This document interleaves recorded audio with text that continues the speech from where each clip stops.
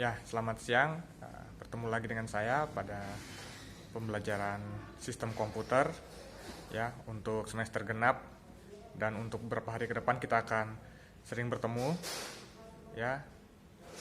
Jadi saya harapkan kerjasama yang baik dengan kalian semua. Ya, jadi pada hari ini kita akan membahas tentang energi listrik untuk pertemuan pertama kita yang bagian satu ya. Jadi sistem komputer untuk materinya adalah energi listrik bagian satu. Nanti bagian keduanya kita akan bahas besok.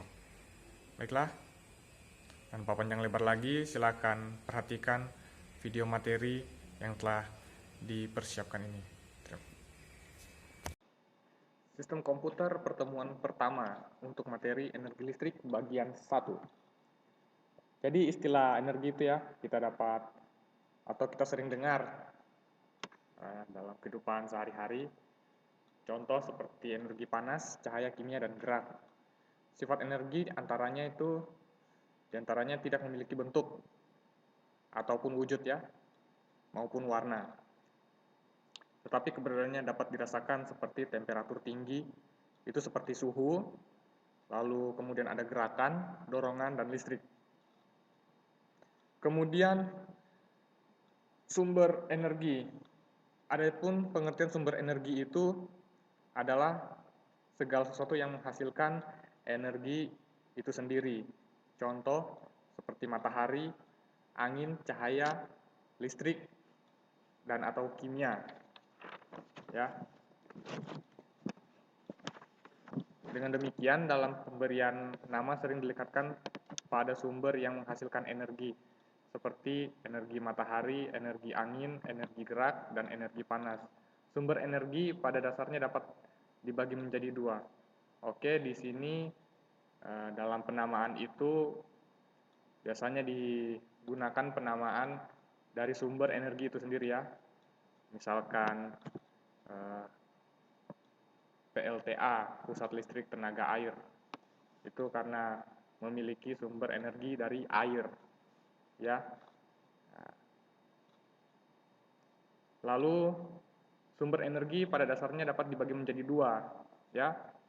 Contoh yaitu sebagai berikut. Yang pertama ada sumber energi yang dapat diperbarui, dan yang kedua sumber energi yang tidak dapat diperbaharui. Ya. Lalu kita lanjut masuk ke sumber energi yang dapat diperbarui.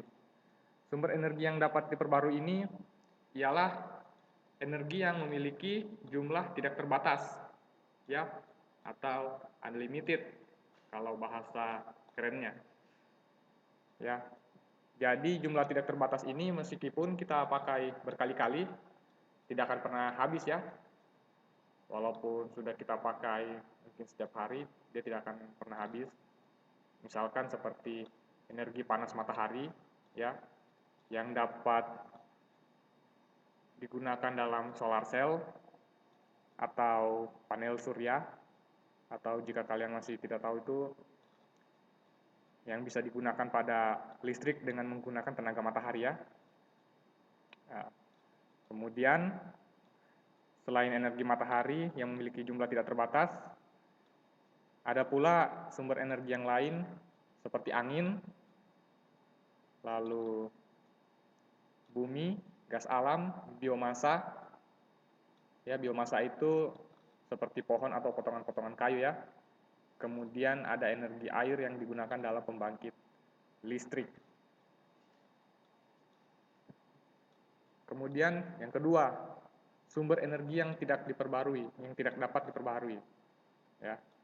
Nah, di sini untuk sumber energi yang tidak dapat diperbarui itu adalah meskipun pada beberapa kasus ya dapat kita lihat seperti minyak bumi atau batu bara itu dapat diperbarui, tapi tetap membutuhkan proses pembentukan yang sangat lama hingga jutaan tahun ya. Untuk jenis sumber energi yang tidak dapat diperbarui sendiri itu seperti minyak bumi, batu bara, dan mineral alam. Jika kalian tidak mengerti contoh mineral alam itu, dia seperti emas ataupun tembaga ya. Nah, itu adalah sumber energi yang dapat habis atau tidak dapat diperbarui. Atau mungkin dapat diperbarui tapi membutuhkan jutaan tahun dalam pembaruannya, dalam pembentukannya.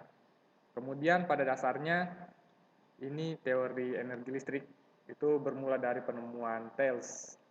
Ya, Thales itu orang Yunani. Jadi penemuannya itu pada sekitar abad ke-6 sebelum Masehi. Nah, jadi Thales itu melakukan percobaan ya pada batu ambar, yang tidak mengerti atau tidak tahu yang mana itu batu ambar. Ada gambar di bawah itu yang sudah saya selipkan, ya. Itu adalah batu ambar, contoh batu ambar atau amber, ya. Itu adalah resin pohon, ya, yang menjadi fosil. Jadi kembali lagi tadi Thales melakukan ini ya, percobaan pada batu ambar yang digosok-gosokkan pada kain wol. Kemudian batu tersebut memiliki kemampuan dalam menarik benda-benda kecil yang berada di dekatnya. Kemudian penemuan tersebut menjadi titik awal pengetahuan manusia tentang energi listrik. Sama halnya dengan percobaan menggosok-gosokkan penggaris atau mika ke permukaan rambut manusia ketika didekatkan pada serpihan-serpihan kertas dalam potongan kecil yang mengakibatkan kertas tertarik ke permukaan penggaris tersebut. Konsep tersebut terjadi karena atom rambut atau ini ya, atom yang bermuatan negatif mengalir ke permukaan penggaris sehingga menjadikan gaya tarik bagi serpihan kertas tersebut. Next, berdasarkan percobaan di atas, keadaan ini dapat disebut sebagai listrik statis atau listrik yang partikel-partikel positif maupun negatifnya tidak mengalir ya. Jadi listrik statis itu bisa dikatakan aman untuk dapat digunakan, tapi sulit untuk menciptakannya ya. Karena yang lebih akrab dengan kita itu ialah listrik dinamis ya. Ya, itu adalah listrik yang biasa kita pakai untuk menyalakan lampu ya, TV atau untuk mencas HP ya. Jika terkena pada manusia itu dapat membahayakan ya. Itu untuk listrik dinamis. Ketika pergerakan antara dua benda yang memiliki muatan listrik secara beraturan akan menimbulkan arus muatan listrik dapat disebut energi listrik. Energi listrik merupakan energi yang bersumber dari muatan listrik yang membentuk pola medan listrik statis dan mengalirkan elektron-elektron dalam jumlah tertentu melalui konduktor. Ya. Adapun beberapa hal yang perlu diperhatikan dalam konsep kerja energi listrik yaitu sebagai berikut. Ada yang pertama potensial listrik, kedua beda potensial, ketiga kuat arus listrik, dan keempat daya listrik.